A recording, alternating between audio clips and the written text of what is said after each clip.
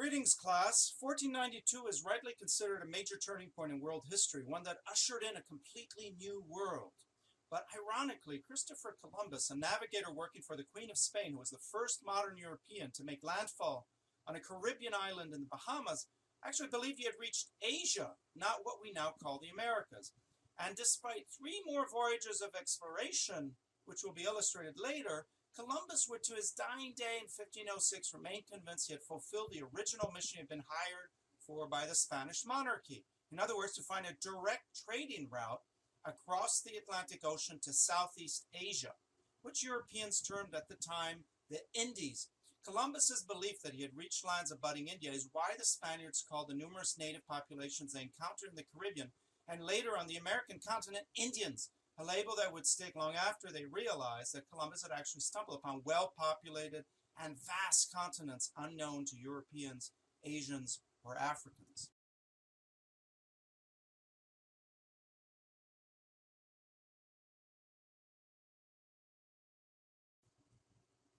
Once they had realized that Columbus had stumbled by accident upon lands unknown to them, Europeans came to refer to the Americas as the, quote, New World, as opposed to their own Afro-Eurasian home, the Old World.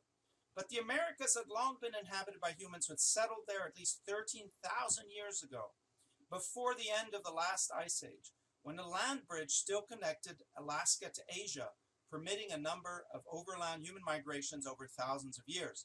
Only after the end of the last ice age was contact between American and Asian populations substantially terminated, as sea levels rose and the land bridge disappeared under the current Bering Strait. Far from being a new world devoid of human populations, therefore, the Americas before contact with modern Europeans were heavily populated.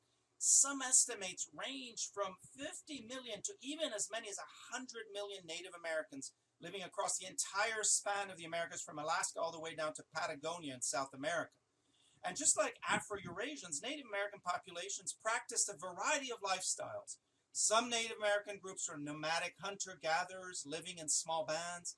Others had to learn to domesticate and tame animals and plants and practice small-scale agriculture, as for example the various populations that lived along what is now the east coast of the United States. In certain regions, complex agrarian civilizations emerged, producing advanced and complex societies, sporting huge cities, such as Tenochtitlan, capital of the Aztec Empire. To give you a sense of relative scale, consider the following. Tenochtitlan, the magnificent capital of the Mexica rulers of the Aztec Empire, numbered perhaps as many as 500,000 inhabitants around 1500 before the Spanish conquest.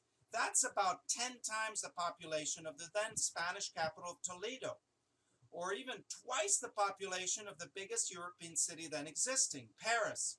Only Asian cities then rivaled Tenochtitlan in size and population. The North American continent also sported complex urban and agrarian civilizations, some of which were still thriving at the time of the arrival of Europeans, such as the Pueblo people in what is now New Mexico, or Cahokia, west of the Appalachian Mountains, a civilization that had already vanished by the time the Europeans arrived, but which built vast urban areas with huge pyramids similar to those of Central America. So what the Europeans came to call a new world, in fact, contained advanced civilization with ancient roots and was heavily populated, especially in certain regions such as Central and the Andean region of the Americas. What was new, however, after Columbus were the consequences of his and other Europeans' accidental landfall in the Americas. The arrival of Europeans set in motion a series of events known as the Columbian Exchange, an unprecedented biological encounter between life forms living on either side of the vast Atlantic Ocean. Out of this exchange, which would include trade, would emerge a brand new world in which ultimately the Atlantic and soon the Pacific Oceans would cease to constitute barriers, isolating American civilizations from Afro-Eurasian ones, inaugurating a new epoch in human history associated in our minds with the globalized markets and population movements of the modern world. The Columbian Exchange involved the transfer of human, animal, plant, and microbial life forms from Afro-Eurasia to the Americas and vice versa, as illustrated in the slide. This exchange did not benefit, however, populations on either side of the Atlantic Ocean equally. Far from it. European, Asian, and African populations benefited from the numerous nutritious foods that arrived there that were native to the Americas but not to Afro-Eurasia. Maize, potato, tomatoes, squash, beans is a partial list. The arrival of such helpful crops would lead to a population boom in the so-called Old World driven by agricultural innovation over the next few centuries. On the Native American side, however, the Columbian exchange proved mostly a disaster. Europeans brought a long list of deadly diseases with them, including smallpox and numerous others, which the Native Americans had no immunity to, on account of their having been isolated from Afro-Eurasians for at least 10,000 years. The Europeans who bore these diseases, on the other hand, had a considerable degree of immunity and protection from their own illnesses, due to having lived with such microbes and viruses for centuries or even millennia. Understanding the nature of the Columbian exchange is essential if one is to explain the surprising and sudden collapse by 1521 of the advanced Native American Aztec civilization and its conquest by the Spanish, or that of the Inca Empire that came just a little later. It is not only that the Spaniards possessed horses and advanced weaponry, such as steel swords or gunpowder weapons such as muskets, while the Native Americans did not. The single best explanation for the collapse of Native American civilizations and their subjugation by Europeans over time across the entire Americas are the deadly diseases the Europeans brought to the Americas. Within a few decades of 1492, the entire Native American population of the Caribbean was gone, felled by infection and brutal treatment at the hands of European conquerors. And by 1600, it is estimated that Native American populations had been reduced by illness by as much as 90%. Let's return to the Spaniards.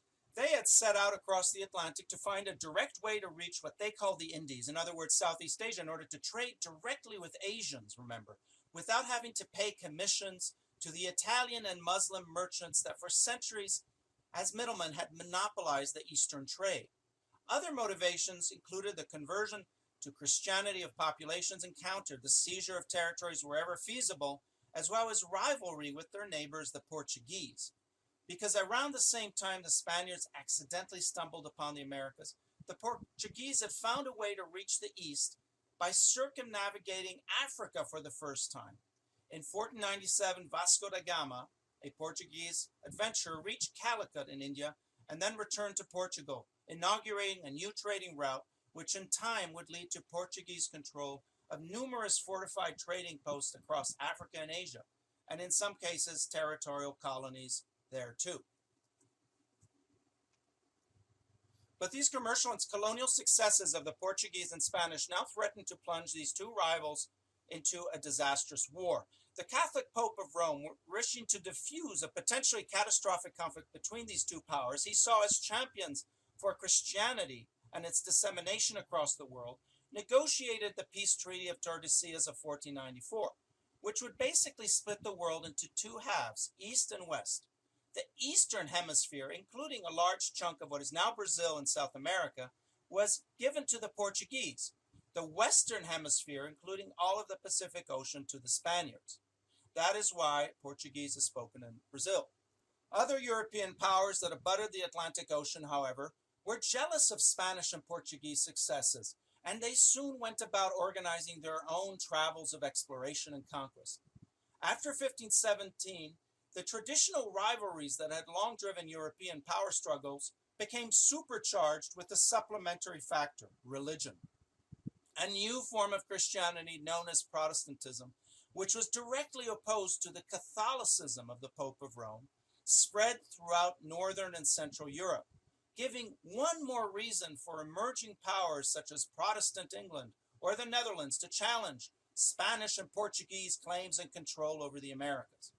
Protestantism soon split into rival forms, which included Lutheranism, Calvinism, and Anglicanism, all sharing a hatred for all things Roman Catholic. The main European rivals the Portuguese, and in particular the Spaniards, had to face in the Americas would be the French, the English, and the Netherlands, also known as the Dutch.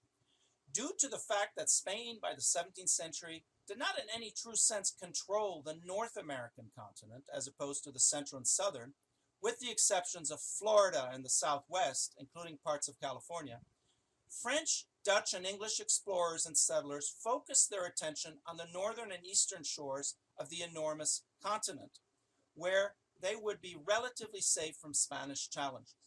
Keep in mind that thanks to its American acquisitions, Spain had become over the course of the 16th century a European superpower. Another major area where the French, English, and Dutch challenged Spanish power was the Caribbean, which, though the initial site of Spanish settlement, had been partially abandoned or neglected thereafter in some areas as the Spanish took control of the greater riches of Central and South America, and in particular the abundant silver mines seized there from Native Americans.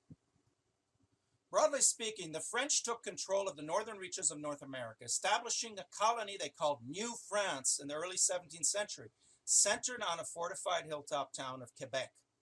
Around the same time, the Dutch of the Netherlands established a colony they called the New Netherlands, centered on the port city of New Amsterdam, or what would later be renamed New York City when conquered by the English in the 1660s. And most importantly, for our purposes, which are to trace the origins of what is now the United States, various groups of English settlers established durable colonies along the eastern seaboard in areas unclaimed by rival European powers. But always keep in mind, in areas sometimes densely inhabited by Native American populations. The first durable English settlements emerged in Virginia. In 1606, several enterprising Englishmen obtained what is known as a charter, or certificate of permission, from the English king. The charter allowed them to form a private company, what we now call a joint stock company, that would fund an expedition to the Americas with the purpose of establishing a colony of settlers there. The expedition was funded by investors who hoped to generate profits from their investment. The result was the founding of Jamestown in Virginia.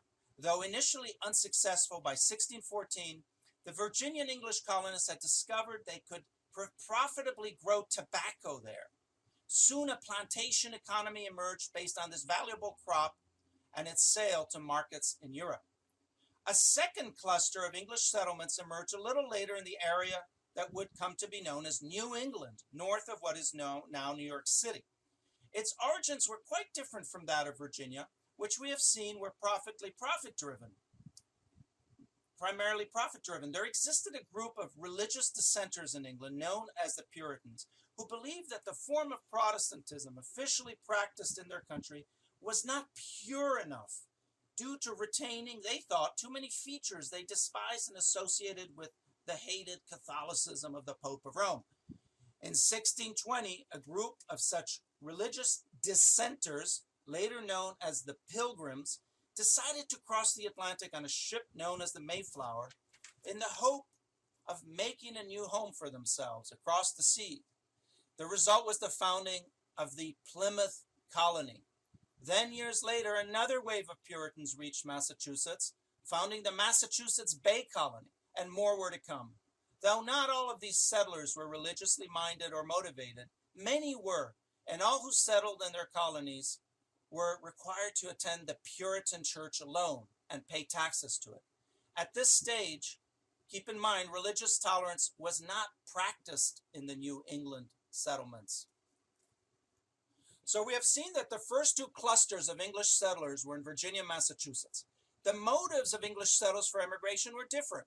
The Virginians came mostly in pursuit of profits and work, while the Puritans in Massachusetts wished to practice their separatist form of Protestantism, Puritanism, far away from what they considered to be the spiritual corruption of Europe.